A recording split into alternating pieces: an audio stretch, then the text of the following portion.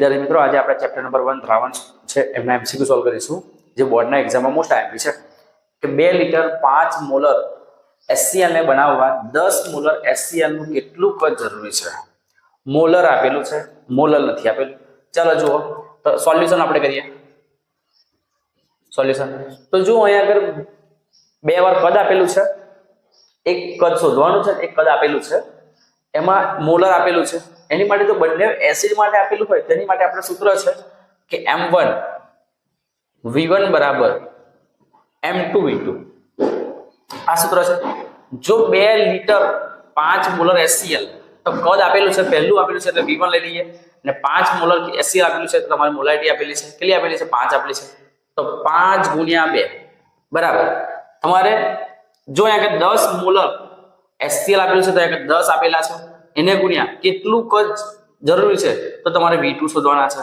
જો તમે સૂત્રમાં કરતા v2 ને કરી દેશો તો v2 બરાબર 5 * 2 10 છેદમાં જાય તો 10 જો 5 * 10 10 માંથી 10 ભાગ્યા 10 કેટલા આવશે 1 1 આવે જવાબ તમારો તો ઓપ્શન તમારો આવશે 1 લિટર સી આવશે કેટલો આવશે ઓપ્શન આવશે તમારો 1 હવે આપણે બીજો એમસીક્યુ જોઈએ જો બીજા એમસીક્યુ માં શું કીધેલું છે કે 25 ml BaOH ટ્વાઇસ ના દ્રાવણનું તટસ્થીકરણ 25 મિલી 0.1 મોલર HCl વડે થાય તો BaOH ટ્વાઇસ ની મોલારિટી તમારે કેટલી હશે જો અહીંયા તમને એક આપેલો છે એસિડ એક આપેલો છે બેઝ જો આ તમને આપેલો છે બેઝ આપેલો છે કયો છે આ તમારે બેઝ છે ને આ તમારે આપેલો છે એસિડ આપેલો છે જો બેઝ આપ્યો હોય તો એની એસિડિકતા લેવાની ને એસિડ કીધું હોય તો એની બેઝિકતા લેવાની જો તમારી માટે અહીંયા એની માટે તમારે સોલ્યુશન કરીએ આપણે સૂત્ર શું છે તે કે m1v1 ઇન્ટુ જોઈએ આપણે આગળ લઈએ m1 ઇન્ટુ v1 ઇન્ટુ જો આપણે પહેલા આપેલું છે બેઝ આપેલો છે BaOH ટ્વાઇસ તો બેઝ આપ્યો હોય તો આગળ આપણે એસિડિકતા લેવાની એસિડિકતા બરાબર હવે બીજી તમારે એસિડ આપેલો છે એની માટે બેઝિકતા લેવાની તો એમાં લેવાનું તમારે m2 * v2 અને ગુણ્યા શું લખવાનું બેઝિકતા જો બેઝિકતા લીધી તમે તો હવે જુઓ જો તમારે પહેલા આપેલું છે BaOH ટ્વાઇસ તો BaOH ટ્વાઇસ માટે છે આ તમારે HCl માટે છે HCl એસિડ છે એટલે અહીંયા બેઝિકતા લખવાની જો અહીંયા કીધેલું છે કે 25 મિલી પણ અહીંયા મોલારિટી તમારે શોધવાની છે એટલે તમારે m1 તમારે શોધવાનું છે એને ગુણ્યા કેટલું આપેલું છે BaOH ટ્વાઇસ માટે કદ આપેલું છે 25 એને ગુણ્યા ચાલો BaOH ટ્વાઇસ ની કેટલી બેઝિકતા હશે એસિડિકતા કેટલી હશે એની 2 એસિડિકતા હશે તો અહીંયા તમે લખશો 2 બરાબર અહીંયા કેટલા લખશો તમે 2 લખશો કેટલા લખશો 2 હવે m2 કેટલા આપેલા છે તો કે m2 તમને આપેલા છે 0.1 ઇન્ટુ v2 કેટલા આપેલા છે તો કે 35 ml HCl વાળું કીધેલું છે તમારું અહીંયા લખવા તમારે 35 ઇન્ટુ HCl ની બેઝિકતા કેટલી થાય કે 1 આવશે HCl ની બેઝિકતા કેટલી આવશે તમારી 1 આવશે ચાલો હવે તમારે m1 શોધવાના છે તો આ બંને ક્યાં છે છેદમાં જ છે તો 0.1 ઇન્ટુ 35 * 1 એટલે 35 લેવાશે ને છેદમાં કેટલા લેશો તમે 25 ઇન્ટુ 2 ચાલો જવાબ કેટલો આવશે તમારો જો 0.1 ઇન્ટુ 35 કરશો ડિવાઇડેડ 25 ડિવાઇડેડ 2 તો જો તમે કરશો તો કેટલા આવશે જો બોર્ડમાં કેલ્શિયમની જરૂર પડશે 1 મિનિટમાં એમસીક્યુ સોલ્વ કરવા માટે તમારે કેલ્શિયમનો ઉપયોગ કરવો પડશે તો આનો તમે ભાગાકાર કરશો તો જવાબ કેટલો આવશે 0.07 કેટલો આવશે 0.07 બોર્ડમાં કેલ્શિયમનો ઉપયોગ કરવાનો જો કદાચ એક જ ભાગાકાર ના થઈ ગયો તો 0.14 આવશે જો તમે એસિડિકતા અને બેઝિકતા વાળું ના લીધું તો તમારો જવાબ આવશે કેટલો આવશે 0.14 આ સૂત્ર બંને એસિડ આપેલા છે એટલે આપણે નથી લખી કેમ તો કે એસિડની બંને બેઝિકતા જોવા જાય તો બંને હવે આપણે મોલ અંશનું સોલ્યુશન એમસીક્યુ સોલ્વ કરીશું કે 46 ગ્રામ ગ્લિસરીન એનો અનુભાર આપેલો છે તમારે 92 ગ્રામ પર મોલ અને 36 ગ્રામ પાણીના દ્રાવણમાં ગ્લિસરીનના મોલ અંશ ખાલી જગ્યા હશે એની માટે ઓપ્શન જો મોલ અંશ શોધવા માટે આપણે મોલની જરૂર પડશે અને મોલ શોધવા માટે આપણે વજન અને અનુભારની જરૂર પડશે તો ચાલો હવે જોઈએ આપણે પહેલા ગ્લિસરીન આપેલું છે તો ગ્લિસરીનના મોલ શોધીએ ગ્લિસરીનના મોલ એટલે શું એનું વજન કેટલું આપેલું છે 46 ગ્રામ છેદમાં અનુભાર કેટલો આપેલો છે 92 ચાલો 46 ભાગ્યા 92 કરશો એટલે 1/2 આવશે. 1/2 કેટલા આવશે? 2 આવશે. જો 1/2 આવે તો 1/2 એટલે શું છે? 1 નું અડધું કેટલું આવશે? 0.5. કેટલા આવશે? 0.5 આવશે. હવે જો પાણીના મોલ શોધીએ આપણે. કોના મોલ શોધીએ આપણે? પાણીના મોલ શોધીએ. પાણીના મોલ શોધીએ તો પાણીનું વજન કેટલું આપેલું છે તમારે? 36 ગ્રામ આપેલું છે. કેટલું આપેલું છે? 36 ગ્રામ આપેલું છે. તો પાણીનો અણુભાર એટલે અણુસૂત્ર શું થાય? H2O. હાઇડ્રોજનનો 2 અને ઓક્સિજનના 16. 16 ને 2 18. તો કેટલા આવશે? અણુભાર કેટલો આવશે એનો? 18 ગ્રામ પર મોલ. ચાલો 18 દુ 36 તો કેટલા આવશે તમારા? આ 0.5. હવે આપણે જોઈએ કે બંનેના મોલ મળી ગયા. મોલો શોધવા માટે જે ઘટકના મોલો શોધવા હોય એના મોલ છેદમાં કુલ મોલ. તો બે ઘટક અંદર આપેલા છે ગ્લિસરીન અને પાણી. તો એના કુલ મોલ લઈ લઈએ આપણે. કુલ મોલ કેટલા આવશે? કે 0.5 + 2 કેટલા આવશે? 2.5. કેટલા આવશે? 2.5 માટે હવે મોલ અંશ કોના શોધવા છે? ગ્લિસરીનના મોલ અંશ. તો અહીંયા લખશું આપણે ગ્લિસરીનના મોલ અંશ. તો ગ્લિસરીનના મોલ અંશ કેટલા આવશે ભાઈ? ચાલો ગ્લિસરીનના મોલ કેટલા આવેલા છે?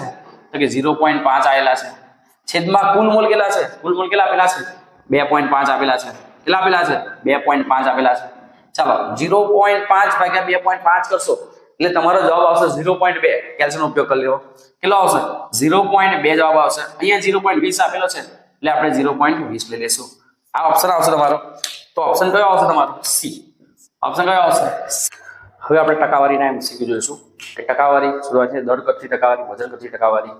ટકાવારી એમસીક્યુ જોઈશું આપણે કે રકમ આપેલી છે તમને 500 ml દ્રાવણમાં 10 ml ગુલાબજળ દ્રાવ્ય થાય તો તેની percentage percentage volume by volume એટલે કદથી ટકાવારી તમારે શોધવાની છે.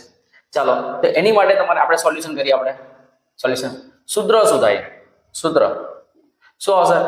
પર્સન્ટેજ વોલ્યુમ બાય વોલ્યુમ બરાબર.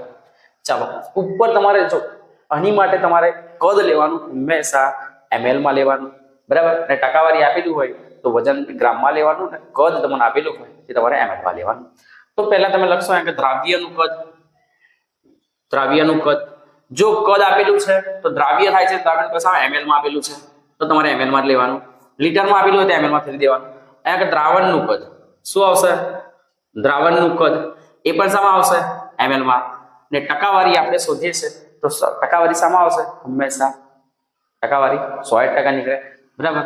તો અહીં ગુણ્યા 100.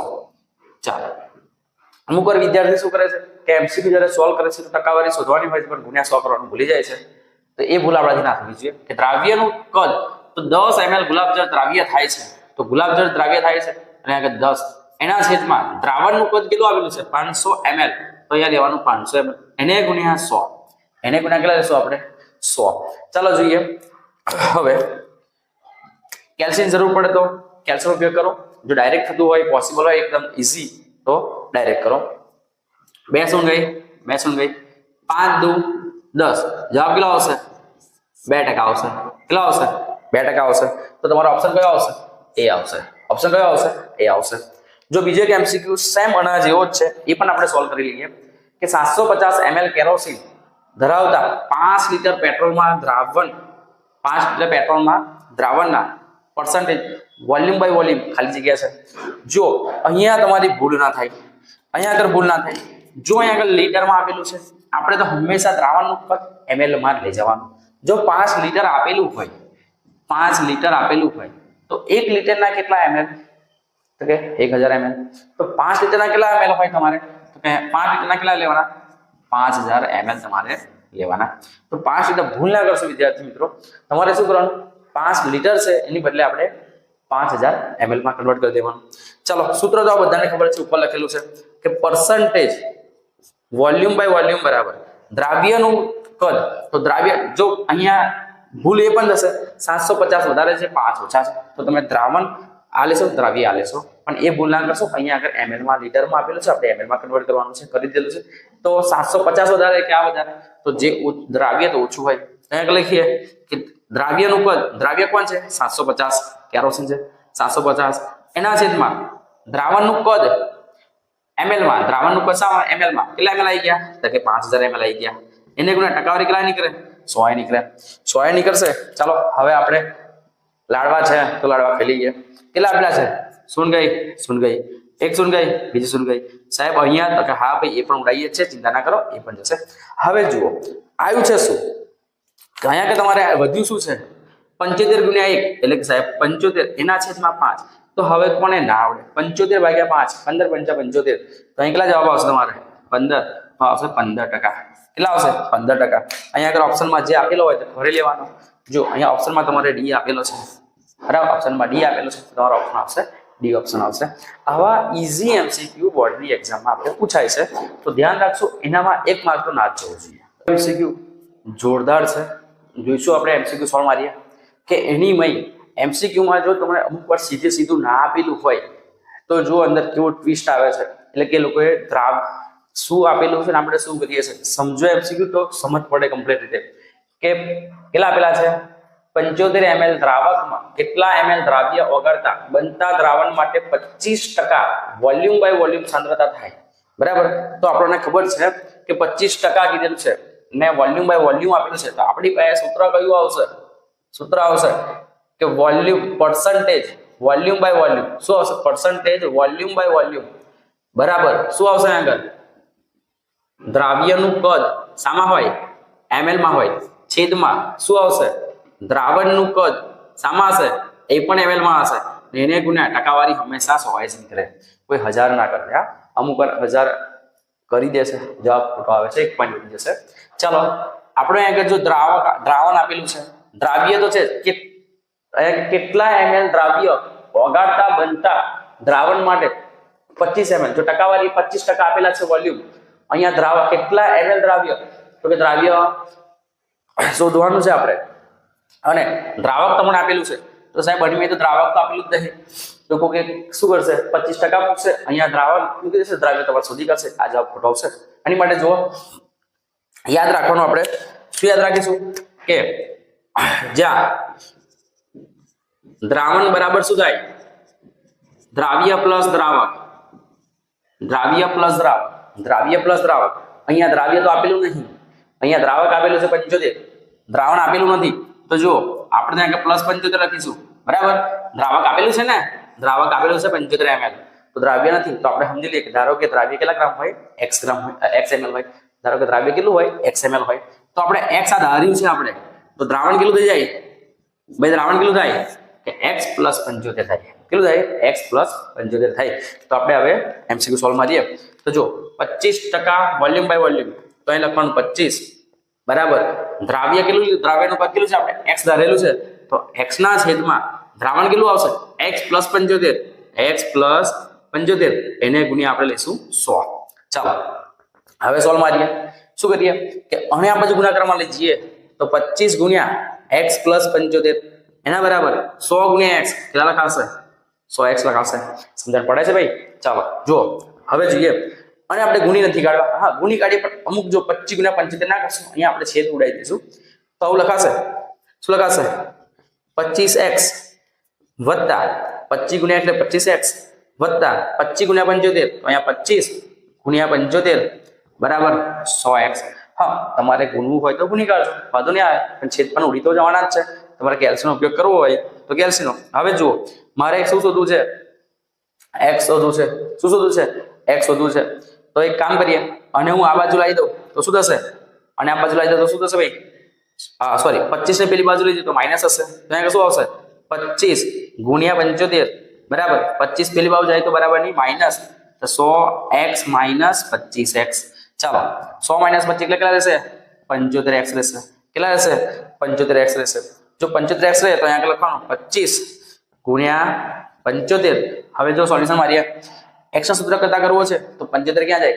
છેદમાં જાય, તો લખાશે માટે x બરાબર 25 ગુણ્યા 75 એના છેદમાં 75.